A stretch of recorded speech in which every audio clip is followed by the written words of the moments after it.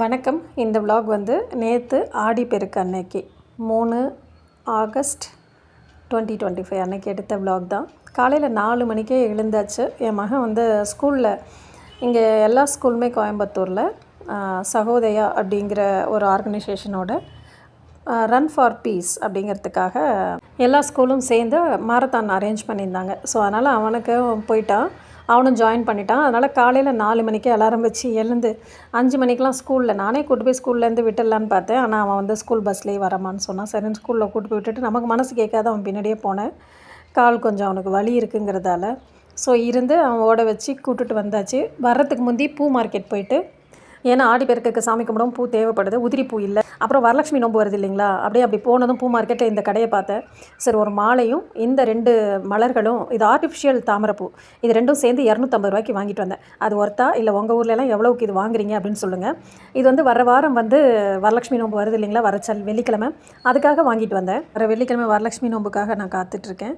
இன்றைக்கி வந்து ஆடி பெருக்கு சாமி கும்பிட்டதையும் அப்படியே கடையிலேருந்து வந்து கும்பிட்டேன், அதையும் அப்படியே வீடியோவாக எடுத்திருக்கேன், பார்க்கலாம். வணக்கம். இன்றைக்கி ஆடிப்பெருக்கு நான் எப்படி ரொம்ப சிம்பிளாக சாமி கும்பிட்றேன் அப்படிங்கிறது தான்.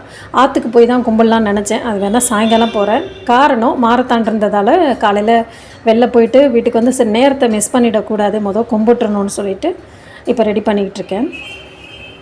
நான் வந்து இங்கே சிங்க்குக்கிட்டேயே வச்சுட்டு இந்த இடத்த க்ளீன் பண்ணிவிட்டு இப்போ சுத்தமாக கழுவிட்டேன். விளக்கு இதெல்லாம் கழுவி வச்சுருக்கேன்.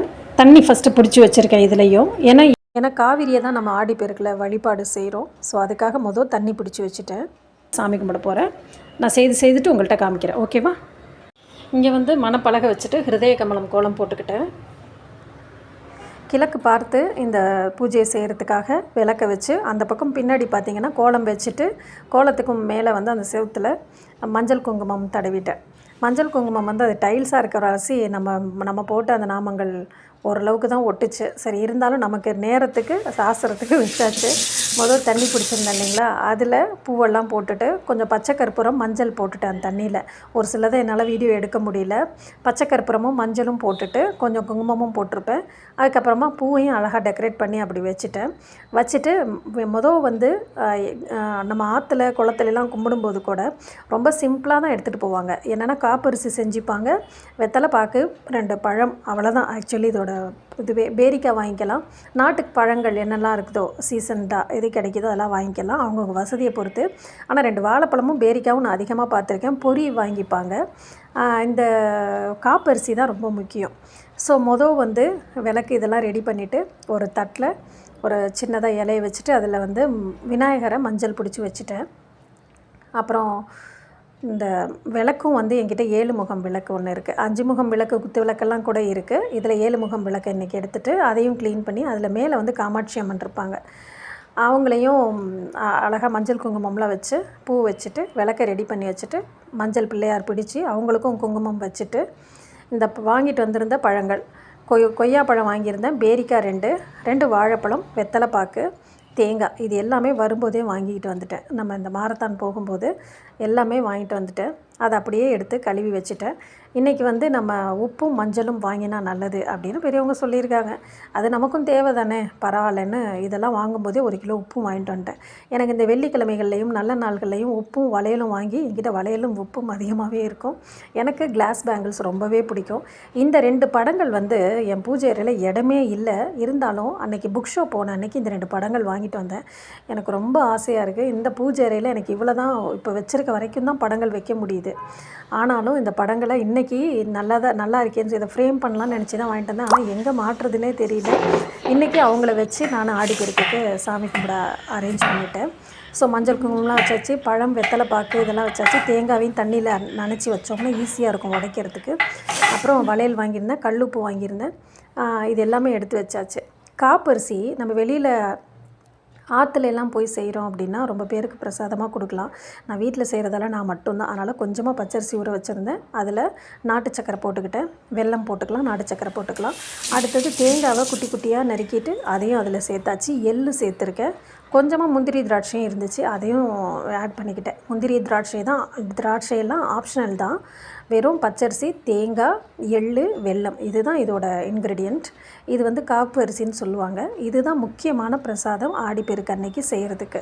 இது வெத்தலைப்பாக்கு பழம், பேரிக்காய் வாங்கிப்பாங்க, மஞ்சள், குங்குமம், கயிறு, நோம்பு கயிறு மஞ்சளில் நனைச்சி இது பண்ணலாம்.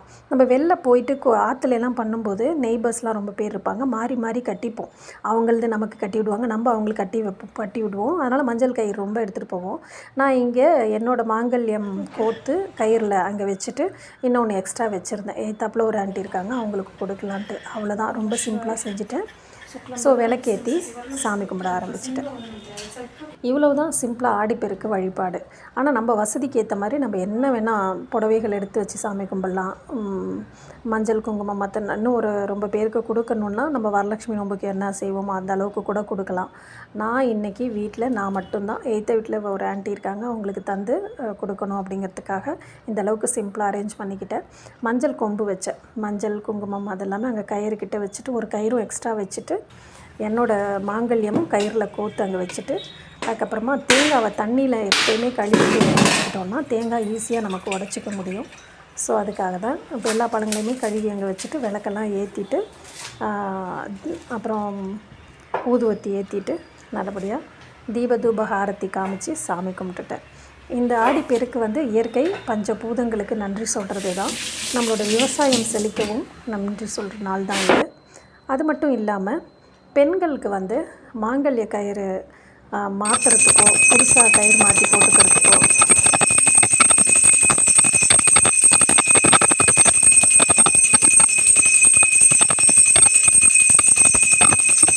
அந்த மணி சத்தமும் உங்களுக்கு கேட்கட்டுன்ட்டு தான் கொஞ்ச நேரம் அந்த அந்த அந்த செஷனை மட்டும் மியூட் பண்ணாமல் அப்படியே ஷேர் பண்ணிக்கிட்டேன்.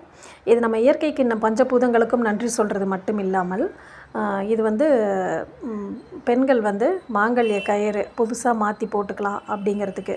இப்போ ரீசெண்டாக லாஸ்ட் மந்த் கல்யாணம் ஆனவங்கெல்லாம் கூட இந்த மந்த் வரைக்கும் தான் ஃபஸ்ட்டு முறையாக தாலி பிரித்து கோத்து போட்டுப்பாங்க. இந்த ஆற்றங்கரையில் இந்த நம்ம ரிலேட்டிவ்ஸ் கூடலாம் செய்யும்போது என்னென்னா மஞ்சள் பிள்ளையார்கிட்ட கயிறு ரொம்ப அந்த நோம்பு கயிறு மாதிரி மஞ்சளை வந்து வெள்ளை நூலில் நல்ல மஞ்சளை தேய்ச்சி கட் பண்ணி வச்சுருப்போம். அது எல்லாருமே மாறி மாறி கட்டிப்போம். ஊரில் பார்த்திங்கன்னா ஒவ்வொருத்தவங்களும் மாறி மாறி கட்டிக்கும்போது கழுத்து நிறைய மஞ்சள் கயிறு இருக்கும். அன்றைக்கி சாயங்காலமோ இல்லை 3வது நாளோ அதை எடுத்துப்போம். அது ரொம்ப நல்லாயிருக்கும். அந்த அனுபவம்லாம் உங்களுக்கு இருக்குதான்னு சொல்லுங்கள். இங்கே வந்து ஆற்றங்கரையில் நாங்கள் சாமி கும்பிடும்போது சாமி கும்பிட்டுட்டு கடைசியாக இந்த மஞ்சள் பிள்ளையார் இருக்கார் இல்லைங்களா, அவரையும் கரைச்சி நம்ம மேலேயும் தலையில் தெளிச்சிட்டு அந்த ஆற்றுலையே கரைச்சி விட்டுருவோம்.